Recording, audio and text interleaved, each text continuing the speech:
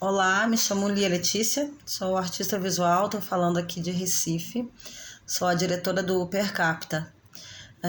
O Per Capita, ele nasce junto com outros dois trabalhos de artes visuais, um deles de 2008, Flux, outro de 2010, que se chama Não Há Vagas, e o Per Capita, que é escrito em 2011, mas eu só venho filmar 2019, 2020. E eles acabam se complementando, corroborando um com o outro a respeito de algumas reflexões sobre a nossa sociedade de consumo, né? E os efeitos que essa sociedade de consumo elas afetam não só quem consome, mas também os que são consumidos para alimentá-la, né? Então, fala um pouco sobre a relação dos corpos humanos e esses corpos máquinas, né, que é o Flux. O Não Há Vagas pensa um pouco sobre o espaço urbano, né, e quais os espaços que estão sendo reservados para as máquinas e quais para os seres humanos, né? Então, fala sobre estacionamentos, sobre as próprias vias, né? O que as vias se tornam com essa própria circulação, né? Cada vez maior dessas máquinas. E o Per Capita ele acaba completando um pouco esse pensamento desses dois outros trabalhos que foram expostos em galerias, não tinham absolutamente nada a ver com sala de cinema.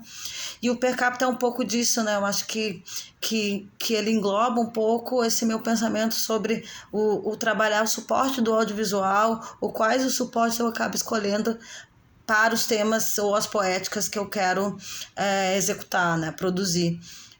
Então diz muito mais sobre o não ser cineasta do que sobre necessariamente ser cineasta, né? Porque eu me preocupo cada vez mais, assim, na verdade, com os modos de produção, enquanto nós, como artistas, também reproduzimos isso, né, nos nossos trabalhos. Então, eu geralmente penso o suporte por último, né, ou a linguagem por último, assim, né? Eu penso primeiro o que os temas desdobram, né?